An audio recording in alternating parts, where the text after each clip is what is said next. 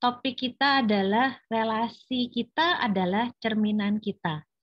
Dan malam ini kita akan dipandu oleh Dr. Yudi Gejali, Practice Leader Tergar Indonesia, dan saya sendiri Dila Dahlan sebagai co-host. Sebelum mulai, teman-teman, ini ada sedikit pengumuman. Bagi teman-teman yang tertarik untuk ikut workshop Joy of Living level 1, jadwal terdekat sudah ada, yaitu tanggal 4 sampai 6 November. Pendaftarannya sudah dibuka. Nanti workshop-nya itu akan dilaksanakan dalam bahasa Inggris, masih secara virtual, tapi akan ada terjemahannya. Jadi untuk informasi lebih lanjut, teman-teman bisa buka websitenya Tergar Asia. Saya juga udah share informasinya di kolom chat, atau bisa mengikuti Instagramnya Tergar Indonesia. Semoga banyak yang ikut ya. Oke, sebelum kita mulai, seperti biasa, kita akan sama-sama membacakan aspirasi pembuka sebanyak 3 kali. Saya akan pandu ya.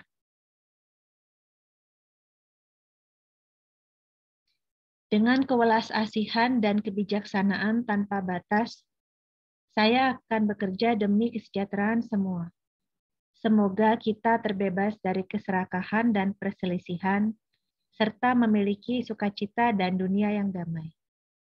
Dengan kewelas-asihan dan kebijaksanaan tanpa batas, saya akan bekerja demi kesejahteraan semua. Semoga kita terbebas dari keserakahan dan perselisihan, serta memiliki sukacita dan dunia yang damai. Dengan kewelas-asihan dan kebijaksanaan tanpa batas, saya akan bekerja demi kesejahteraan semua. Semoga kita terbebas dari keserakahan dan perselisihan, serta memiliki sukacita dan dunia yang damai.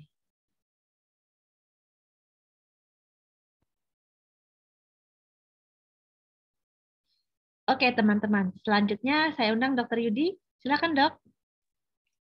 Baik, Mbak Diela, suara saya jelas? Suara gambar jelas. Oke, kita latihan meditasi dulu ya.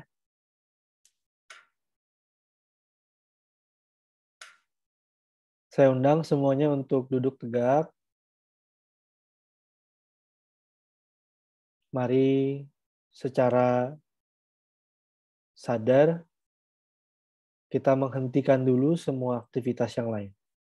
Handphone boleh di silent, pintu boleh ditutup, urusan lain bisa menunggu untuk nanti dilakukan. Kita niatkan diri kita untuk berlatih meditasi.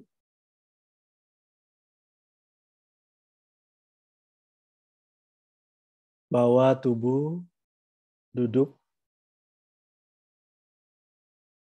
beristirahat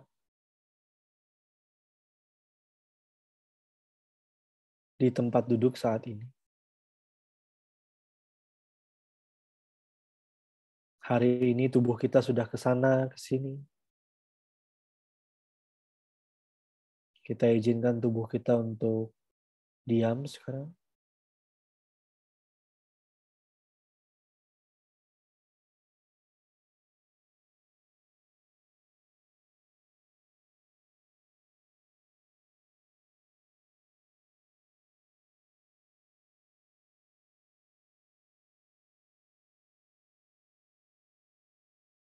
Kesadaran kita hadir bersama tubuh kita.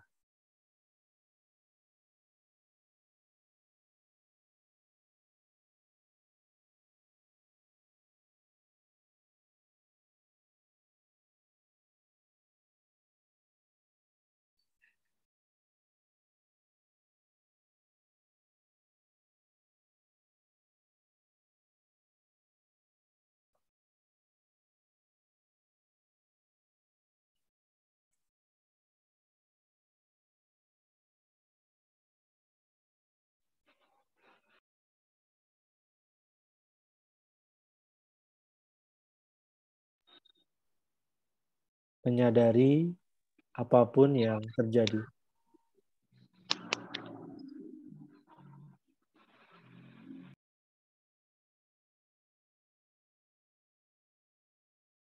Menyadari suara-suara yang terdengar, termasuk suara saya,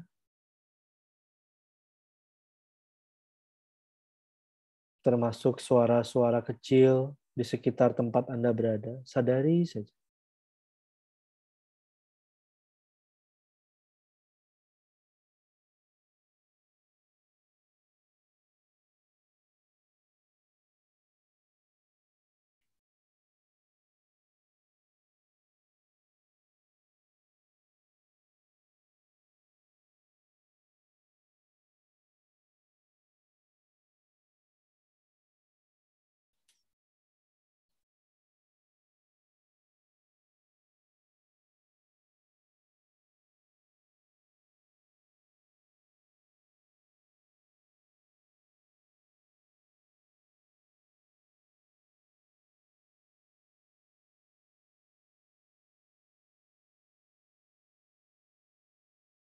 Menyadari suara,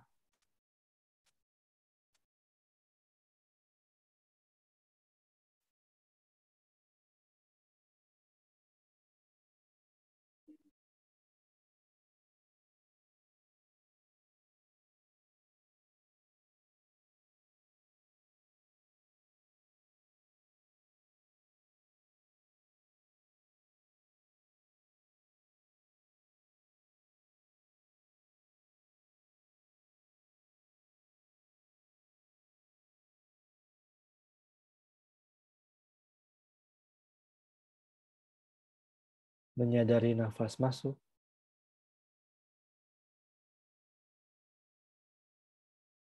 menyadari nafas keluar,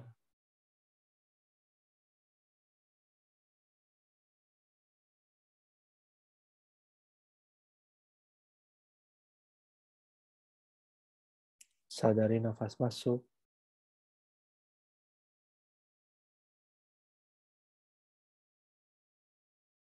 sadari nafas keluar.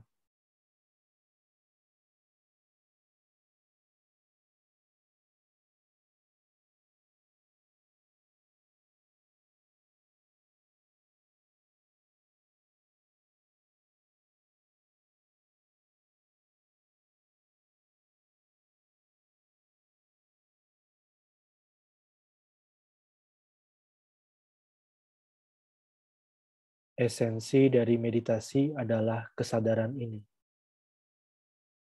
Sadar ada suara, sadar ada nafas,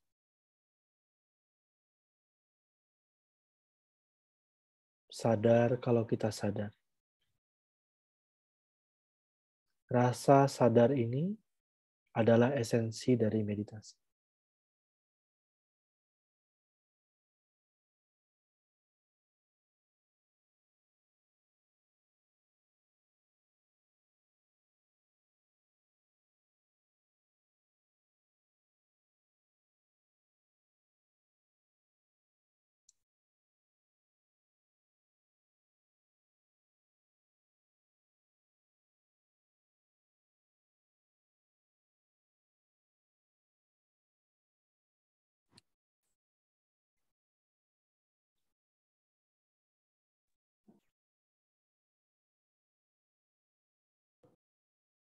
Jika ada pikiran atau lamunan datang pergi, it's okay. Sadari ada pikiran datang, sadari ada pikiran pergi. Again, esensinya adalah sadar. Sadar suara, sadar nafas, sadar pikiran.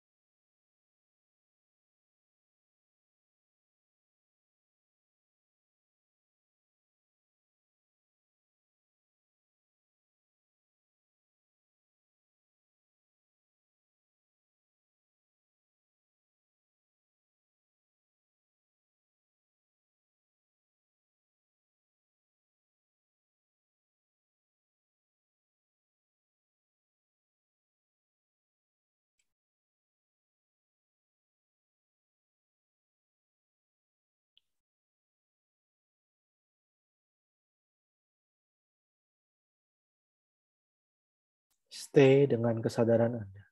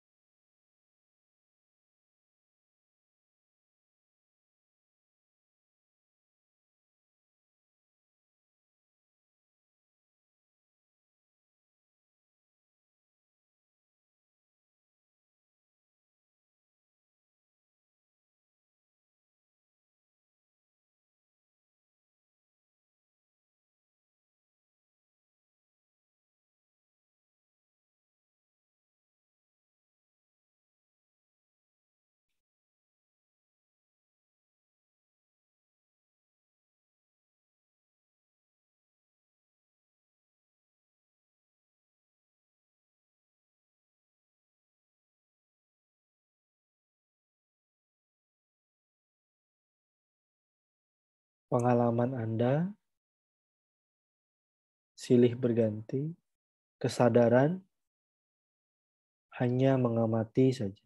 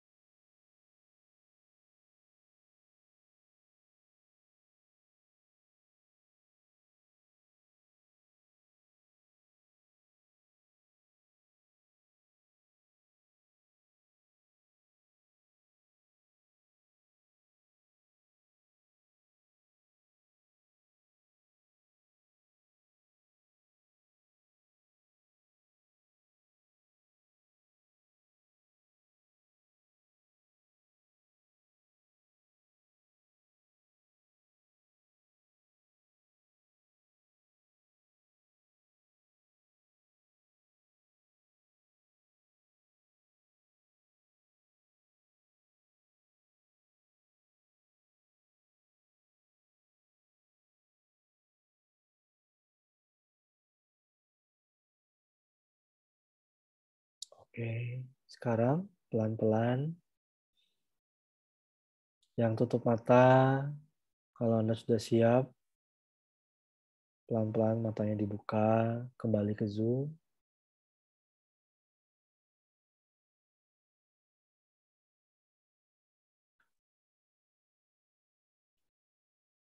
Oke, semuanya?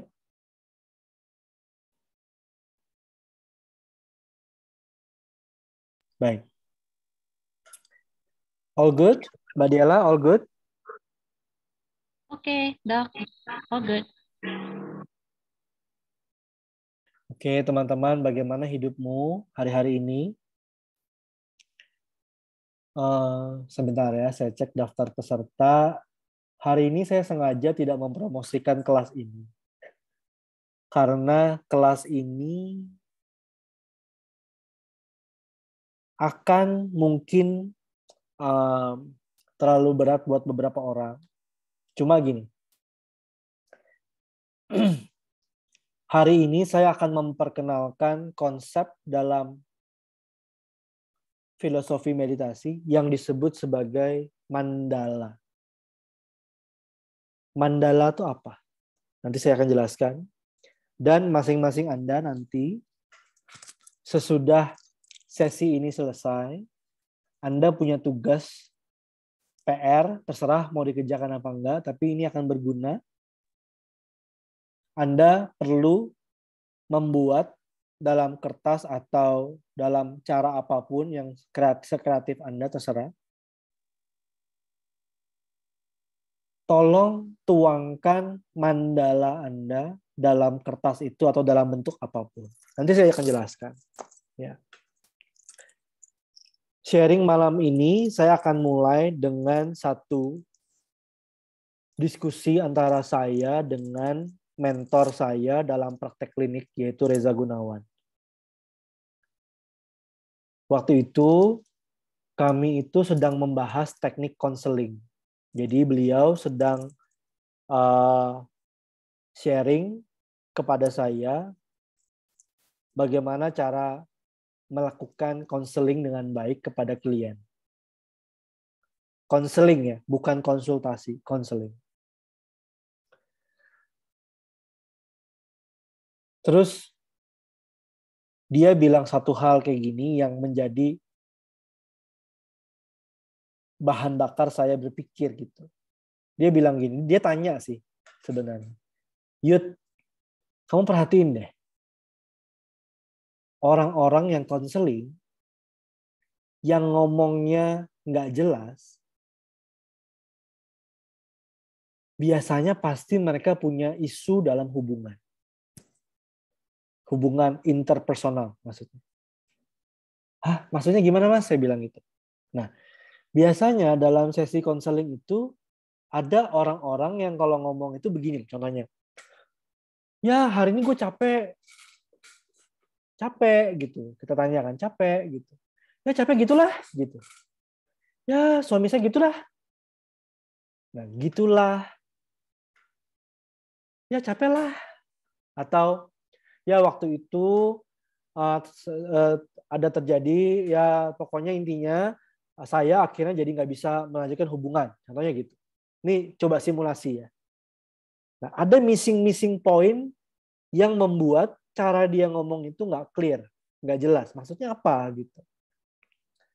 Terus Reza Gunawan itu bilang ke saya gini, Yud, kalau kamu ketemu orang yang kalau ngomong itu nggak jelas, itu kalau kamu selidiki hampir pasti mereka punya banyak isu emosional dalam hubungan.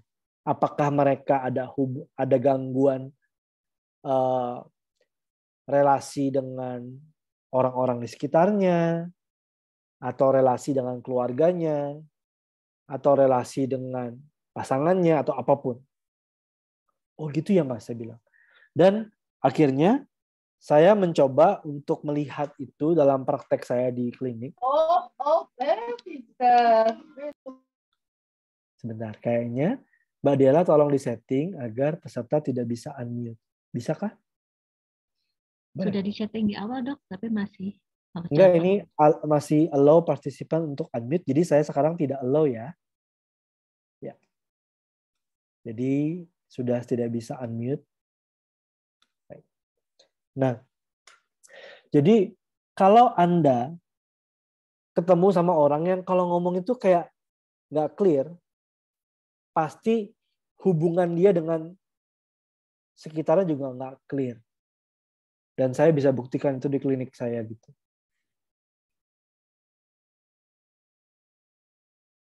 Orang yang kalau ngomong, pangkal cerita sama ujung ceritanya nggak nyambung gitu. Biasanya ada masalah emosional atau hubungan yang nggak beres gitu dengan sekelilingnya. Satu itu. Kedua, orang yang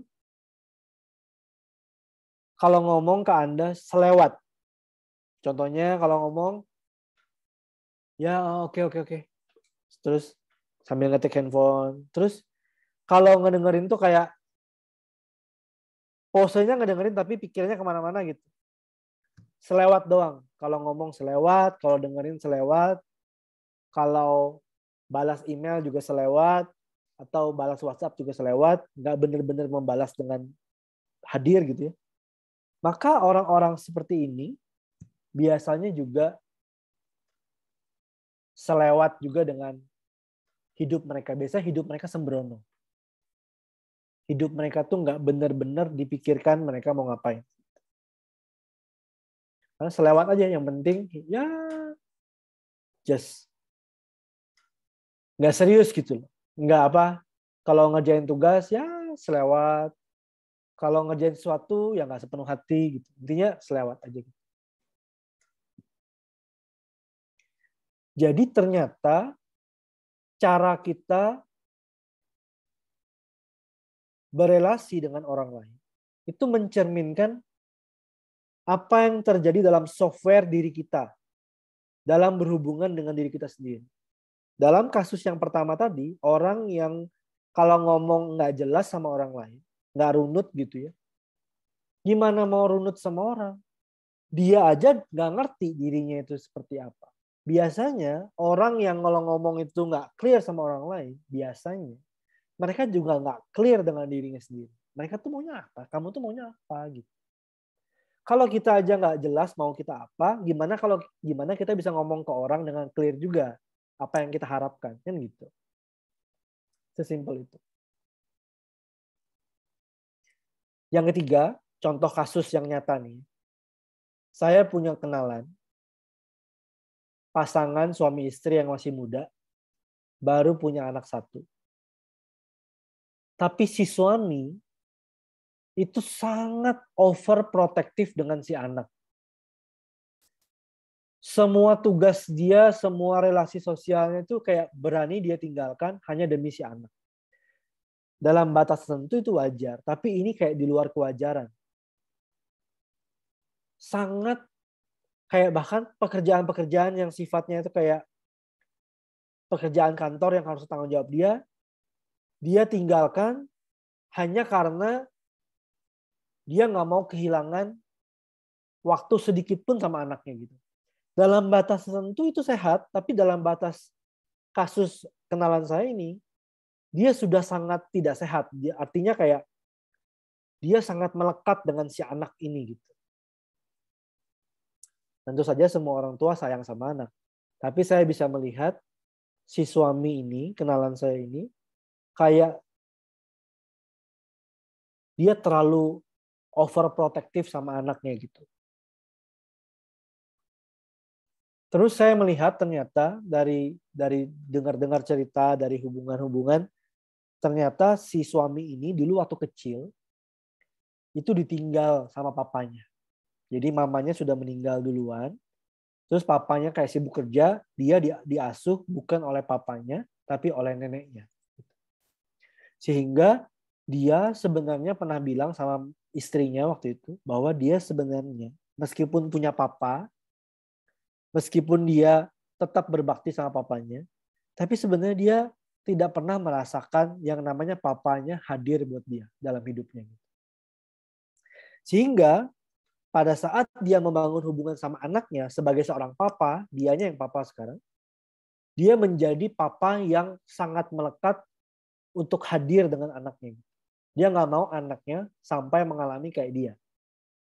Jadi insecurity-nya dia itu diterjemahkan dalam tindakan yang overprotective ke anak. Padahal anaknya senang-senang aja, nggak ada papanya gitu.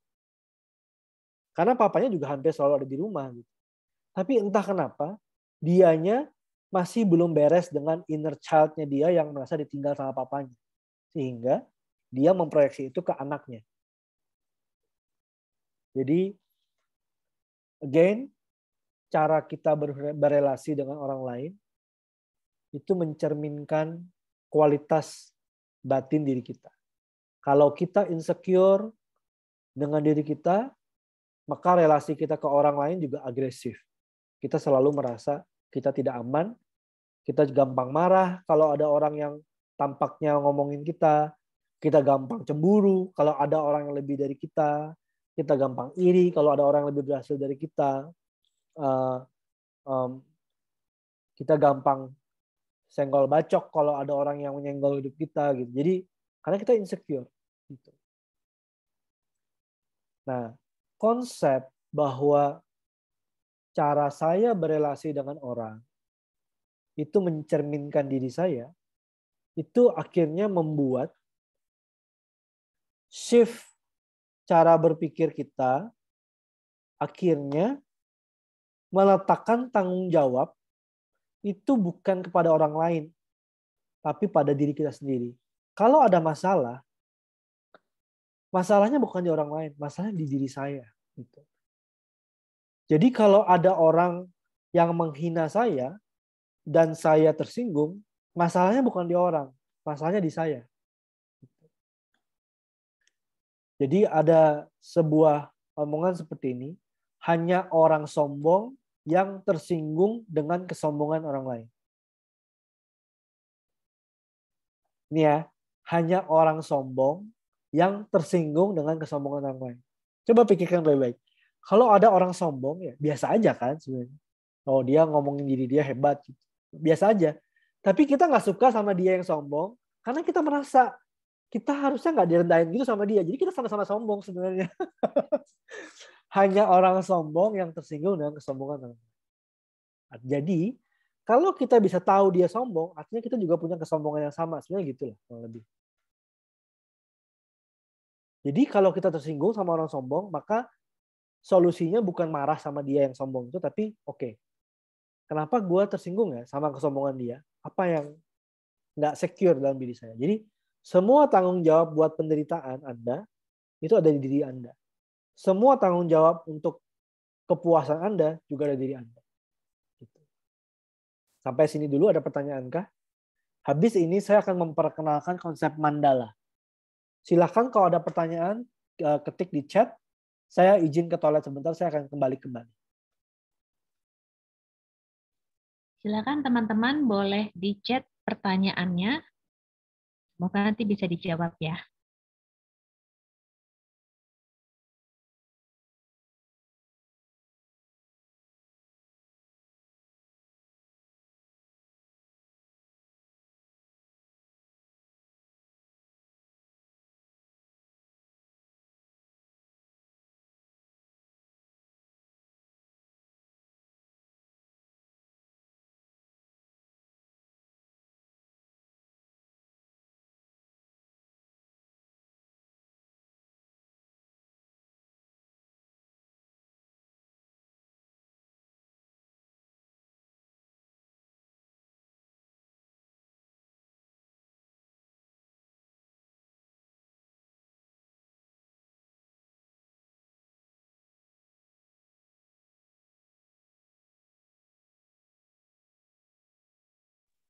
Sambil menunggu pertanyaan, maka saya mau tambahkan sedikit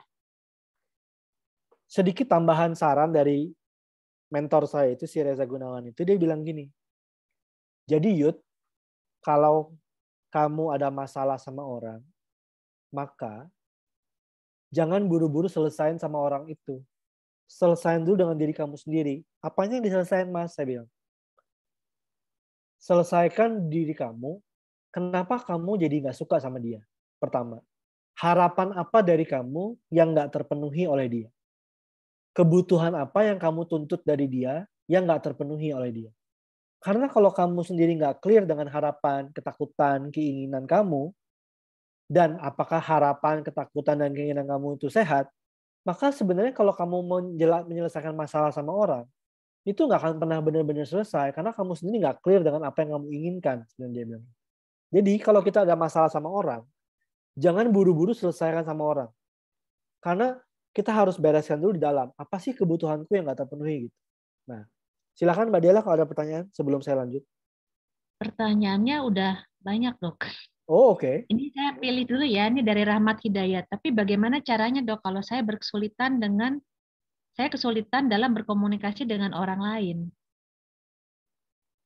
Kesulitannya apa nih? Ya. Kesulitannya apa? Kesulitan menyampaikan atau tidak berani menyampaikan?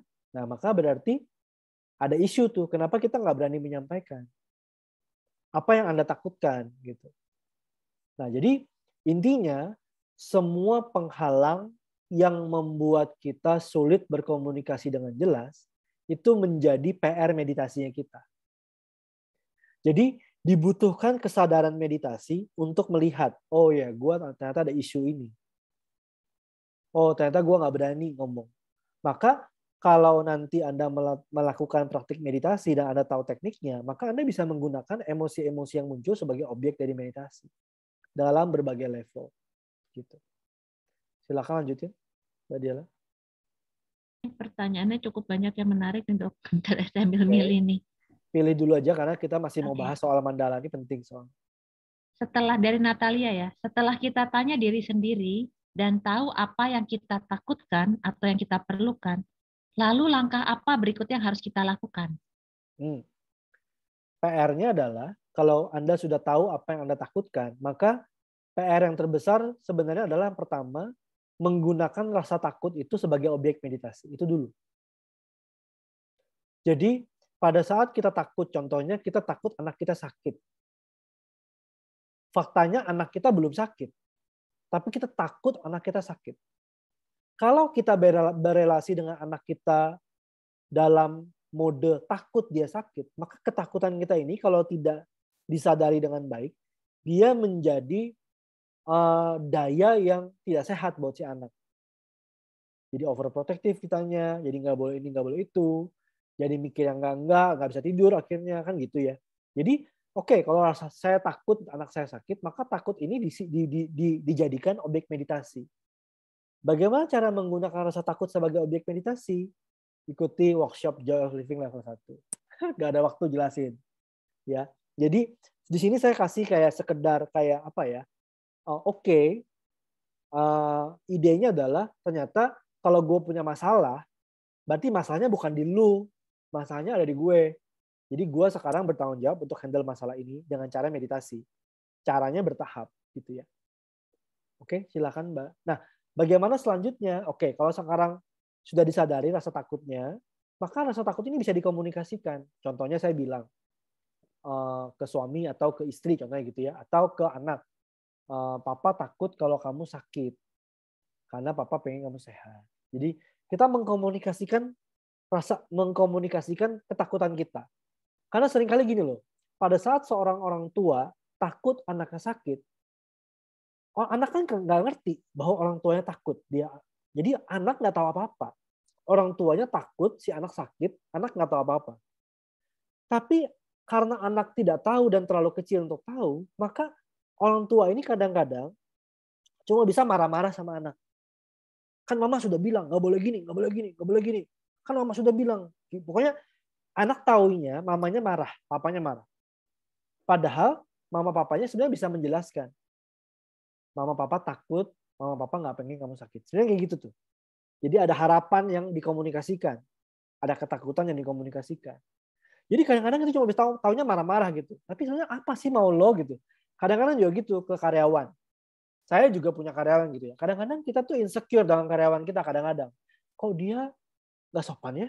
Gitu. Kok dia ngomong gini ya? Dan bahkan kita nggak take time untuk klarifikasi gitu. Kita langsung marah sama dia.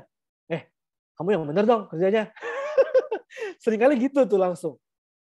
Kita tidak proses dulu di kita. Kenapa ya aku terasa tidak nyaman dengan dia yang seperti itu. Kita nggak take time untuk mencerna perasaan kita dengan meditasi. Kita langsung marah sama dia. Kita langsung negur dia. Kita bahkan nggak berkomunikasi sama dia. Jadi dia tahu cuma marah. Dia nggak tahu kita maunya apa. Dia nggak tahu sebenarnya apa kebutuhan saya yang nggak dia penuhi. Padahal mungkin kebutuhan kita adalah gini loh. Kamu tadi pagi kok nggak menyapa saya, contohnya gitu. Kamu kok diem aja, saya masuk kok kamu diem aja. So what dengan itu kan? Saya merasa kamu tidak menghargai saya. Itu kan yang perlu dikomunikasikan. Tapi kita biasanya nggak mengkomunikasikan itu, kita langsung lompat ke marah-marah. Kita langsung insecure. Kita langsung bilang, kamu kalau kerja gini nih. Jadi yang dia tangkap cuma kita marah. Padahal dia nggak tahu kebutuhan kita apa, dan belum tentu juga sebenarnya mungkin dia tidak melihat kita masuk. Kan kita nggak tahu. Jadi so many things that can happen. Gitu. Tapi bagi kita yang terjadi adalah si dia itu nyebelin, dia nggak menghargai saya. Kurang lebih gitu. Oke, sampai sini dulu, maka saya harus jelasin konsep mandala. Saya minta Anda meditasi. Saya akan mempersiapkan satu gambar seni dari Tibet yang menjelaskan konsep mandala. Tapi kita meditasi sebentar ya. Silakan duduk dengan tegak.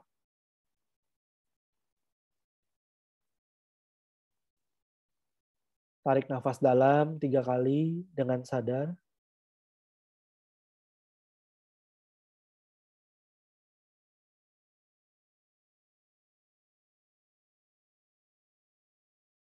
Take a deep breath. Keluarkan dengan sadar.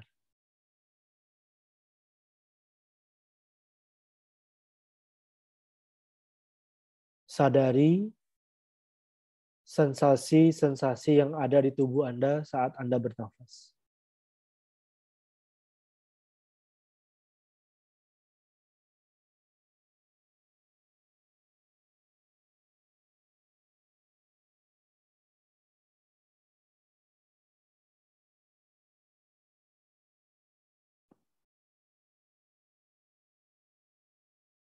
Sadari di mana nafas Anda saat Anda bernafas.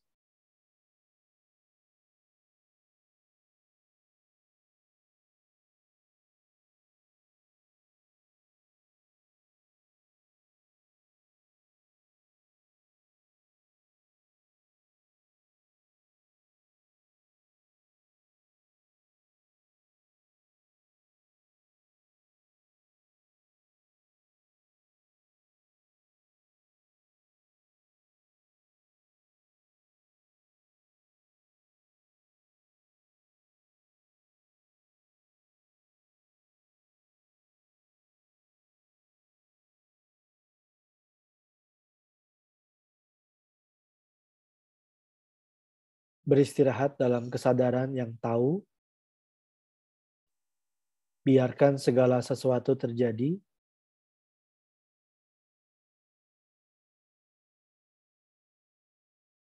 biarkan suara terjadi, biarkan nafas terjadi.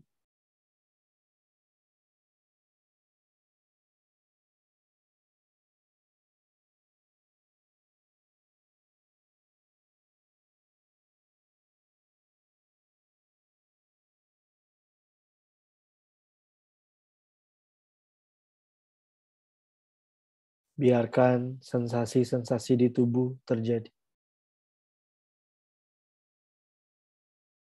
Kita menyadari saja.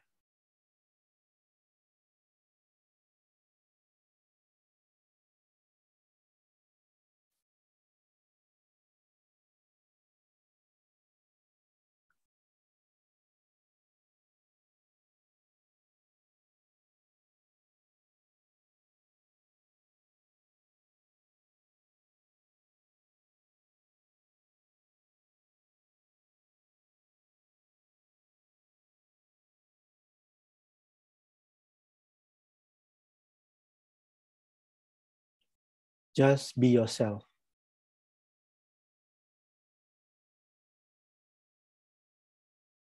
Sadari saja diri Anda apa adanya.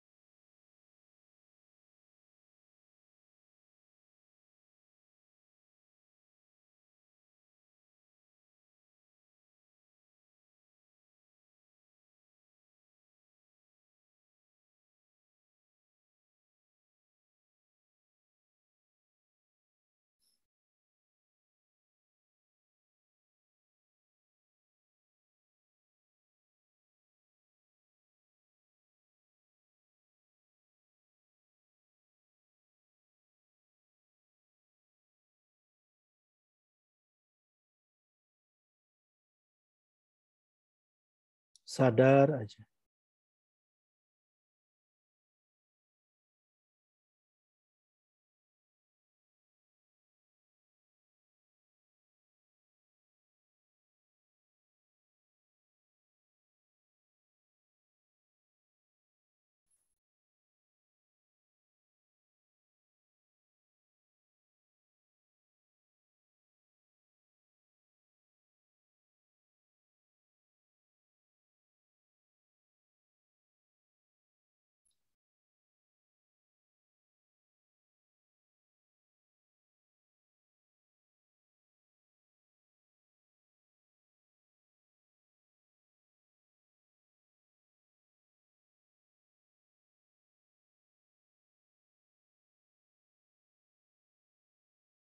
Oke, sekarang pelan-pelan yang tutup mata, boleh pelan-pelan buka mata.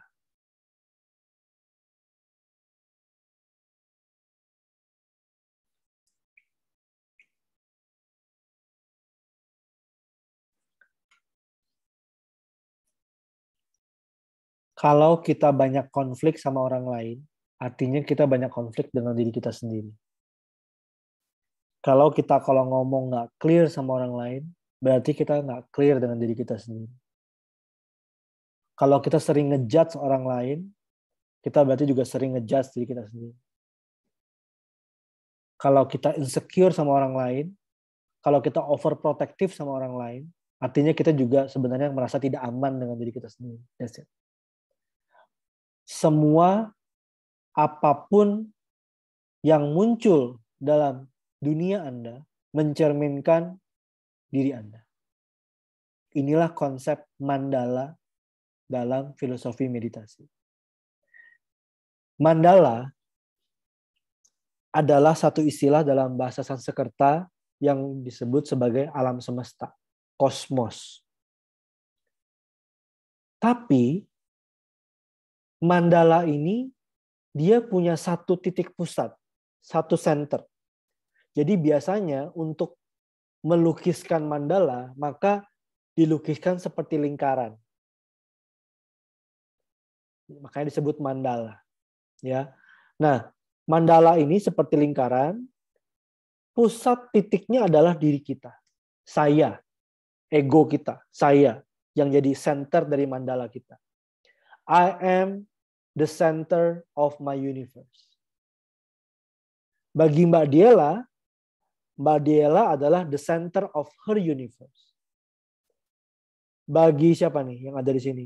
Bagi Shirley, dunianya Shirley lah yang jadi pusatnya. Saya adalah matahari dalam dunia saya. Kurang lebih gitu. Foto dibilang bagus nggak bagus, kalau kitanya bagus. Kita nggak peduli sama orang lain, tapi kalau kitanya bagus, pasti bagus fotonya. Padahal sebenarnya orang lain mungkin ada yang kedip, ada yang merem, ada yang gimana gitu. Tapi kalau kitanya bagus, wow, bagus gitu. Contoh, hujan terjadi. Bagi saya, kalau hujannya enak, saya bisa makan Indomie kuah, enak banget. Wah, begitu indah hari ini. Tapi bagi yang kehujanan, di luar sana lupa bawa jas hujan, kebanjiran, dunia ini benar-benar sudah sangat parah. Kurang lebih gitu. Padahal, saya dan dia mengalami sesuatu yang mungkin sama, tapi kok pengalamannya beda. Dalam dunia saya, hari ini begitu indah. Dalam dunia dia, hari ini begitu parah. Dalam diri saya, Jokowi is number one, presiden terbaik. Dalam diri orang lain, Jokowi adalah presiden terburuk. Padahal Jokowi sama. Tapi kenapa dalam dunia saya dia jadi orang baik, dalam dunia dia jadi the bad guy gitu. Bagi yang memuji saya, bagi saya, orang yang memuji saya adalah orang yang bagus. Tapi bagi dia, ngelihat orang ini, dia jadi orang buruk. Jadi, ternyata apa yang terjadi ditentukan dari si pusat, dari si mandala. Nah, maka dalam teori meditasi, dalam teori filosofi meditasi, maka ada satu prinsip begini nih. Batin kita lah yang membentuk kosmos kita. Membentuk universe kita. Termasuk siapa saja yang muncul, dalam bentuk seperti apa, kejadian apa aja yang muncul, dalam bentuk seperti apa, itu ternyata batin kita tuh kayak proyektor yang menampilkan film hidup kita. Jadi kalau Anda merasa hidup Anda sial banget, itu berarti dirinya dalam program sial itu gitu. Kalau hidup Anda merasa kayak beruntung banget, berarti batinnya dalam kondisi software keberuntungan gitu. Jadi 250 orang yang ada di sesi Zoom malam ini, kita semua mengalami Zoom ini, tapi semua kita masing-masing mempunyai pengalaman Zoom yang berbeda-beda dalam universe masing-masing. Nah, konsep mandala ini dituangkan dalam seni Tibet yang disebut sebagai seni Thangka. Saya akan tunjukin ya, saya akan share screen sebentar. Saya harus cari dulu gambar yang representatif.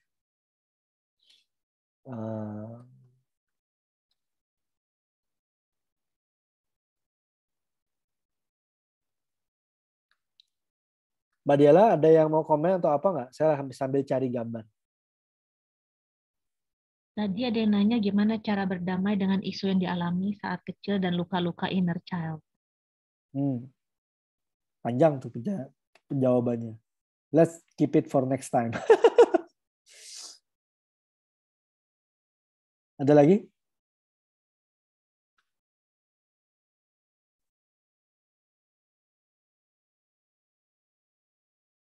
Ada lagi? Ini ada yang menarik. Bisakah kita memanipulasi mandala kita? Yes, bisa. Nah, justru disitulah tekniknya. Sebentar ya. Karena apa yang termanifestasi adalah gambaran dari batin Anda sendiri. Sebentar.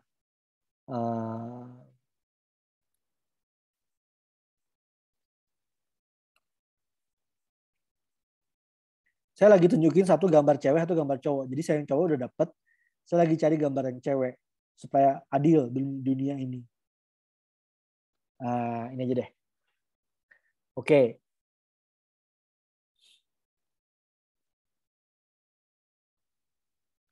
Oke, nah ini ya. Anda sekarang bayangkan diri Anda dalam satu lukisan. Pusatnya adalah diri Anda sendiri. Lukisan itu adalah universe Anda. Kira-kira dalam lukisan itu ada siapa aja? Oke, ada papa mama mungkin kan? Ada keluarga-keluarga terdekat, orang jauh. Ada orang-orang yang nyebelin juga. Ya kan, yang bentuknya Anda nggak suka. Orang-orang yang kualitas-kualitasnya Anda offensive for you. Nah, coba Anda bayangkan. Kalau dalam hidup Anda itu ada satu lukisan, mandala Anda pusatnya, maka orang-orang mana aja yang muncul ke frame? Pilih 20 orang contohnya gitu ya. Anda bayangin dulu. Dan kalau Anda lihat di lukisan itu, Anda melihat diri Anda yang seperti apa? Diri Anda yang cemerlang, atau diri Anda yang gloomy, diri Anda yang pede, yang bersinar, atau diri Anda yang kalah, atau diri Anda yang marah, atau diri Anda yang kecewa, yang mana? Gitu. Nah, jika Anda menuangkan itu dalam seni Thangka, maka orang-orang Tibet melukiskan seperti ini. Bentar ya. Kelihatankah? Kelihatan nggak? Oke, baru kelihatan. Ya. Ini adalah sosok wanita namanya Tara. Ini Tara ini. Tara ini adalah diri dia, cerminan personality dia. Tapi dia melihat dirinya sebagai orang yang indah, yang menawan, yang penuh dengan kualitas-kualitas keindahan. Terus alam semestanya juga begitu. Alam semestanya cantik, indah. Terus ada orang-orang di sekitarnya yang juga dia lukiskan seperti itu. Ya. Tapi juga ada, sebentar ya.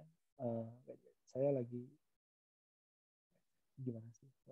Sorry, saya agak ribet. Tapi ada juga yang seperti ini nih. Ini mungkin akan lebih lengkap. Ada sosok tabib, namanya Bayi Saja Guru, yang menggambarkan dirinya seperti ini. Sorry ya, saya. Dan Anda lihat dalam hidup dia, ada orang-orang lain yang bentuknya dalam bentuk kayak seperti ini. Bear with me ya guys. Nih, ini diri dia. Kelihatan nggak sih? Tapi juga ada orang-orang yang bentuknya serem seperti ini, yang di bawah. Anda lihat? Yang di bawah ini, kursor saya kelihatan nggak, Mbak Diala? Kelihatan. Ini orang-orang seperti ini. Anggaplah ini adalah tetangga Anda, keluarga Anda, orang-orang terdekat. Terus ada orang-orang juga yang membuat Anda tuh sering membakar Anda lah, kurang lebih gitu. Yang triggering for you. Nah, juga ada tangka yang seperti ini. Bentar. Saya cari satu tangka yang agak ekstrim ya.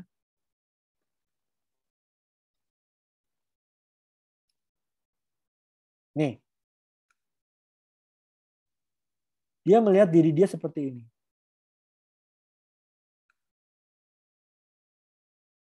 Nih.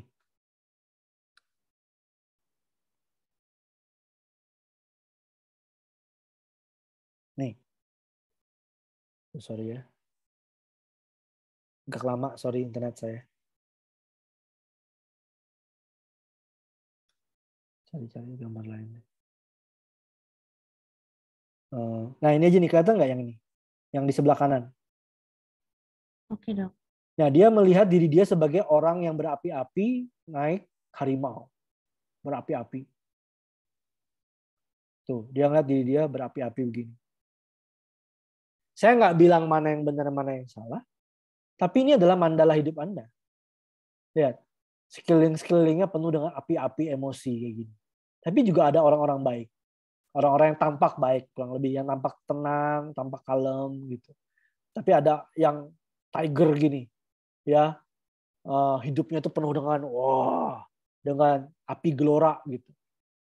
Nah, so yang saya mau ngomong ya, nanti Anda boleh search sendiri di internet terkait seni tangka ini. Tapi dalam latihan meditasi yang ditekuni dalam tradisi Tibet, maka ini keluar lagi. Sorry teman-teman. Oke. Nah, dalam tradisi Tibet itu benar kata yang tadi dibilang. Tahapan pertama kita itu harus menyadari dulu dalam mandala kita ini ada siapa aja. Dan bagaimana cara kita melihat dia. Anda boleh habis ini, Anda di kertas, Anda boleh gambarkan diri Anda di senternya. Kemudian siapa aja yang masuk ke dalam frame mandala Anda. Ada si itu, ada si ini, ada si ini, ada si ini. 20 orang terpenting yang berpengaruh dalam hidup Anda. Tidak hanya secara positif, tapi juga secara negatif. Nah, tahapan pertama adalah menyadari. Oke, dengan si dia emosi apa yang muncul di saya. Dengan si dia ada emosi apa yang muncul. Jadi menyadari emosi yang muncul yang dibawa oleh orang-orang yang muncul dalam mandala Anda. Contohnya dalam hidup saya sering ketemu sama satu rekan kerja. Oh, dia seperti ini orangnya.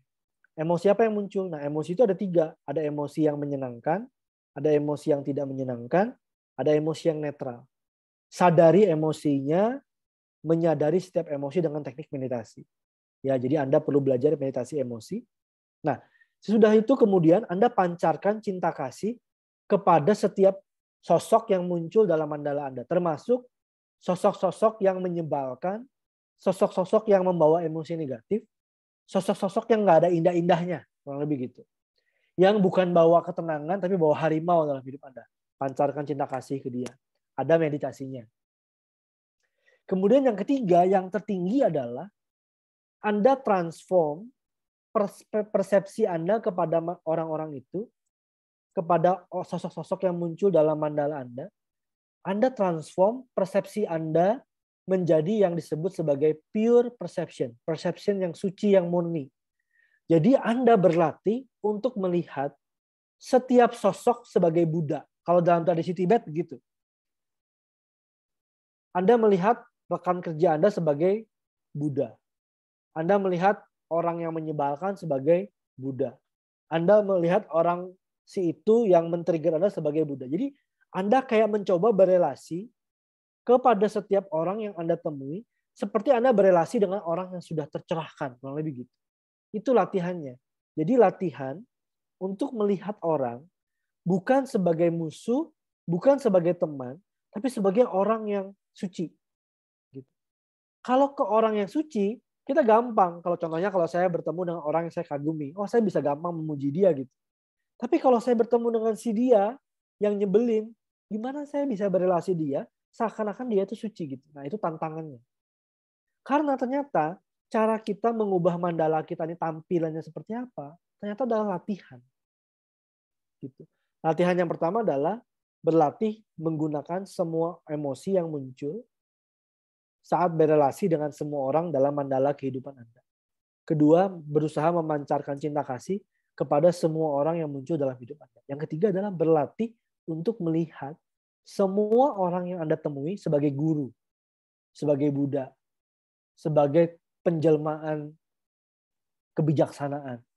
Bisakah Anda melihat orang yang nyebelin itu sebagai guru Anda gitu? Nah, jadi seperti itu. Nah, latihan untuk mengembangkan pure perception itu bertahap. Dan latihan dengan mandala ini bertahap. Tapi intinya malam ini saya cuma mau share bahwa apa yang muncul dalam hidup Anda, how is your life now, itu ternyata mencerminkan kualitas batin Anda. Jadi, mungkin sekarang habis sesi ini selesai, coba bikin satu jurnal atau satu buku atau satu kertas. Coba Anda sekarang lingkar-lingkarin aja diri Anda ini. Siapa aja yang muncul. 20 orang terpenting dalam hidup Anda yang sangat mempengaruhi hidup Anda secara positif maupun secara negatif. Gambarkan atau paling nggak cantumin namanya. Kemudian setiap hari, setiap orang itu Anda sadari emosi Anda ke setiap orang. Dan latihan. Doain mereka. Semoga kamu bahagia, semoga kamu bahagia, semoga kamu bahagia. Kemudian berlatih untuk melihat mereka seperti guru yang ngajarin Anda. Teknik meditasi untuk setiap tahapan itu ada dan bertahap. Tapi paling enggak secara gambaran besar kurang lebih seperti itu. Relasi Anda mencerminkan kualitas batin Anda. Jadi kalau seandainya hidup Anda sekarang sedang nggak baik-baik saja, Anda bisa berelasi dengan itu dengan 3 tahapan. Pertama, menyadari emosinya. Kedua, memancarkan cinta kasih ke orang-orang yang men-challenge Anda dalam situasi itu. Ketiga adalah transform persepsi Anda yang negatif terhadap situasi itu menjadi persepsi yang suci, yang murni. Yaitu mencoba melihat segala sesuatu adalah penjelmaan dari guru atau Buddha atau sosok tercerahkan yang berusaha ngajarin Anda. Your life is your mandala and your mandala depends on your mind. Demikian sharing saya malam ini. Sering-sering latihan meditasi. Cara meditasinya nanti bisa dipelajari saat workshop. Saya kembalikan ke Mbak Diela.